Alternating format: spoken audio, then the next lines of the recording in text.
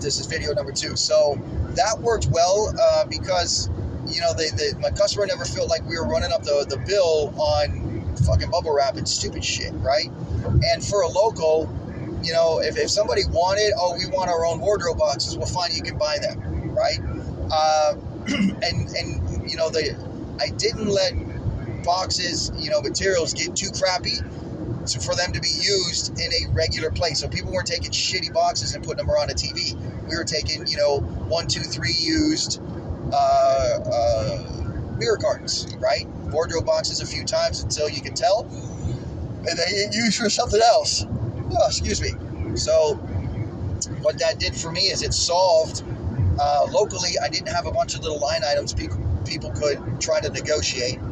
2, I didn't have to worry about, I put 6, you know, mirror carton packs, not 7, and, you know, now the fucking thing is up $50 or whatever because the guys added 2. Like, I didn't have to worry about that. I had enough shit on the truck. You know, again, this is locals. So we had enough shit on the truck. You know, it doesn't take that long to unbox everything. The other thing is we would take once we unboxed everything and I set it out, I also had a thing that said, you know, you're not making a claim once we leave the house because your shit's unboxed and it's sitting out. So people say, the TV doesn't work. I'm like, well, I left your house 3 weeks ago. What does that have to do with me? You had workers, you had this, you had that. I can't be responsible for your TV, you know? If it was, you know, no, it's here. You want to check it, you check it right away. But as soon as we go, that's it, because somebody can pick it up and bend it. It's in my paperwork. The other thing that we had that you guys don't have is I had mechanical components release, which is basically, you know, if it's anything mechanical, if it worked, you know, we go to plug it in and it doesn't work, it's because it bounced, you know, and you know, shit has a tendency to shake loose. If it didn't get dropped and there's no damage, and all of a sudden it just doesn't turn on or it doesn't work, you know, that's not my responsibility. It doesn't matter who moved it. It was gonna fucking shake loose, you know, take it to a repair shop. I'm sure you had a soldering connection that just went bad. Not a problem, but I'm not responsible. The other is particle board, press board, particle board, and IKEA. I called it the IKEA release. Any of those 3 things, we are not responsible for any damage or anything that happens to IKEA, press board, particle board furniture. I don't care.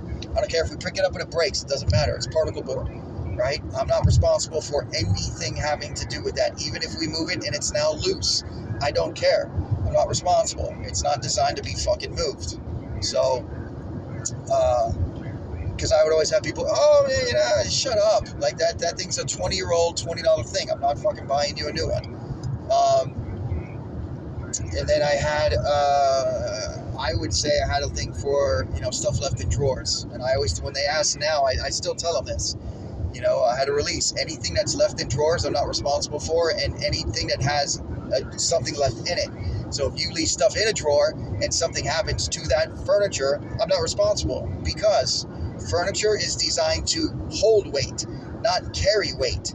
So when you start having, you know, me move stuff with weight in it and something happens to it, I'm not responsible, because that piece is not designed to be moved or carry additional weight. So you want to leave stuff in, I'm not responsible for the stuff or the thing you're leaving it in, right? Because it could automatically get turned upside down and now the stuff's going to fall out. I'm not responsible. So don't tell me you left something in your drawer and you're mad at me. That's not my fault. I have that conversation up front and you sign. And one of the things I also did was all of those little line items, which, you know, I would, anytime something happened, I would go in and change, you know, the process. But people signed their you know, estimate. They signed the estimate, and then the next thing I would do is they get I took their credit card. I had a credit card authorization form that had a statement that said, you are allowing me, and you might have it where they sign, is, you know, customer, I'm allowed to run the card for the balance of the agreement as long as we're operating inside the terms of the agreement. So a lot of my things were, you know, we're going to change this, you know, if you add more flat rate, if you know, add or you know, the scenario changes, the price is going to change accordingly. I never said how much, I just said accordingly, which always left enough room for me to, you know, go, well, you know, we're charging you extra because of this, right? And it matched. I wasn't out of line. But if they, you know, I didn't make the pay upon offload, right? Because it just it's all locals, right? So I figured I was building relationships, and if I didn't trust somebody, that's one thing. But usually, if I didn't trust somebody, I would price myself out of the job. So, excuse me. Um, my release form, said I could run your card for the balance of the terms of the agreement, whether or not customer, gave me the card to pay.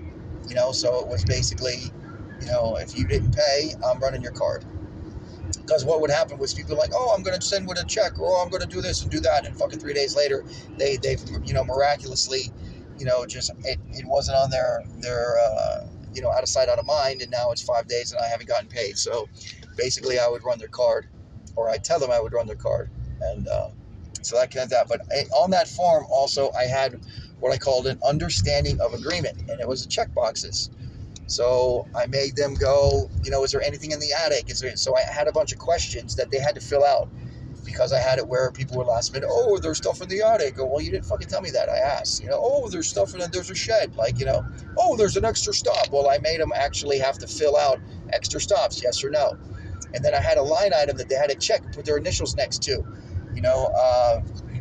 The person doing the estimate isn't necessarily going to be on the job, right? Anything that I wanted to have to show where, with an hourly rate, we were billing by time on plus materials used, whether or not the job is complete. Because I had people that were like, oh, you didn't do this. Well, you told us not to do that. Don't try to dispute the charge because I didn't take and put your stuff upstairs when you had an unsafe stairwell under construction, and a walkway that didn't have a fucking railing, and my guys were not going up there. This lady tried to do a chargeback. I'm like, no.